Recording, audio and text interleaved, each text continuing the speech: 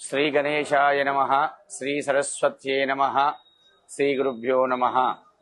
సర్వమంగళ మాంగళ్యే శివే సర్వార్థ సాధికే శరణ్యే త్ర్యంబకే దేవి నారాయణీ నమోస్తుతే. శ్రీ మహాకాళి మహాలక్ష్మి మహాసరస్వత్యై నమః. ఉప్పుగూడ మహాకాళి దేవాలయం, ఉప్పుగూడ గ్రామము, భాగ్యనగరమందు నూతన మరకత శివలింగము ప్రతిష్టాపన మహోత్సవం, బొడ్రాయి నాభిశీల ప్రతిష్టా కార్యక్రమము అత్యంత వైభవంగా జరిగేటువంటి కార్యక్రమము.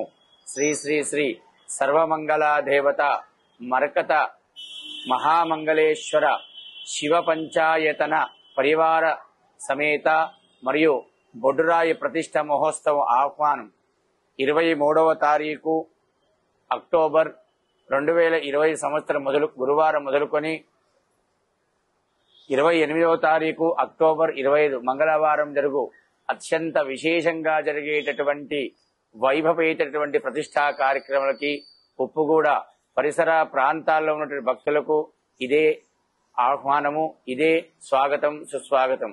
23వ తారీఖు నాడు 6 గంటలకు సాయంత్రము గణపతి పూజతో ఆరంభమై సాయంత్రము నూతన విగ్రహాలను గ్రామ పొలిమేర నుంచి గ్రామానికి ఊరి నుండి ఊరేగింపుగా తీసుకొని వచ్చి సాయంకాలం దేవాలయంలో ఆ విగ్రహాలను వేంచేపించి ఇక్కడే హారతి, బలిహరణ, తీర్థప్రసాదం జరుగుతుంది. అలాగే 24వ తారీఖు నాడు ఉదయము 9 గంటలకు మహాగణపతి పూజతో ఆరంభమయ్యేటటువంటి కార్యక్రమం.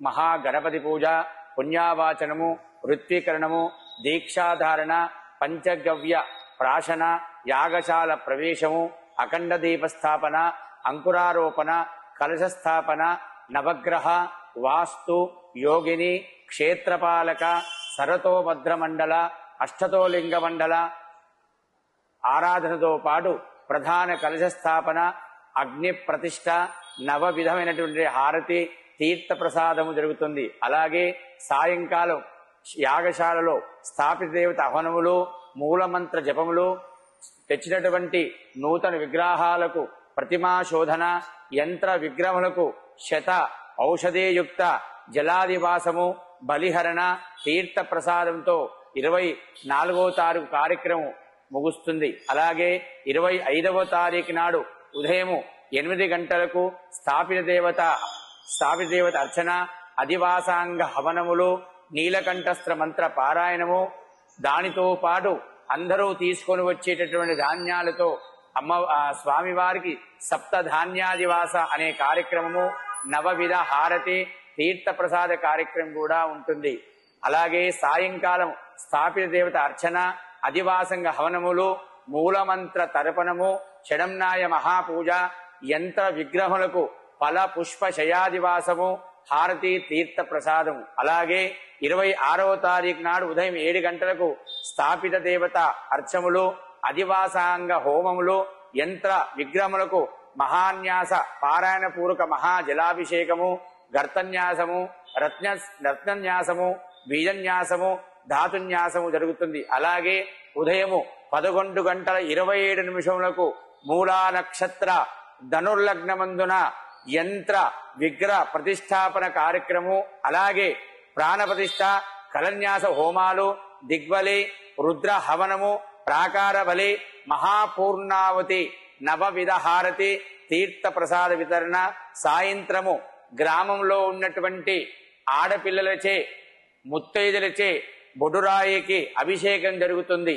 అలాగే 27వ తారీఖు నాడు ఉదయము మహాన్యాసపూర్వకంగా నూతన ఆలయంలో మరకత శివలింగానికి మహాన్యాసపూర్వకంగా ఏకాదశి రుద్రాభిషేకము. అలాగే సాయంకాలం 7 గంటలకు జగతో పితరో వందే పార్వతీ పరమేశ్వరుడు, ఆ పార్వతీ పరమేశ్వరుని యొక్క కళ్యాణం జరుగుతుంది. తదుపరి హారతి, తీర్థ ప్రసాదం ఉంటుంది. అలాగే 28వ తారీఖు నాడు గ్రామంలో బొడ్రాయి పండుగ జరుగుతుంది. గ్రామంలో ఉన్నటువంటి ఈ ఉప్పుగూడ పరిసర ప్రాంతాల్లో ఉన్న గ్రామం వస్తులందరూ కూడా మంగళవారం ఉదయం నుంచి సాయంకాలం వరకు కూడా అమ్మవారికి ఒక బోనము, బొడ్రాయికి ఒక బోనం తీసుకొని వచ్చి ఇక్కడ బోనం ఎక్కించి ఇక్కడ అమ్మవారిని నూతనంగా ప్రతిష్ఠ చేసినటువంటి బొడ్రాయిని అలాగే మరకత శివలింగాన్ని కూడా దర్శించుకొని ఎవరింట్లో వారు ఈ బొడ్రాయి పండుగ చేసుకొని అమ్మవారి యొక్క స్వామివారి యొక్క కృపకు పాత్రులు కాగలని ప్రార్థన. ఇట్లు దేవాలయ కమిటీ.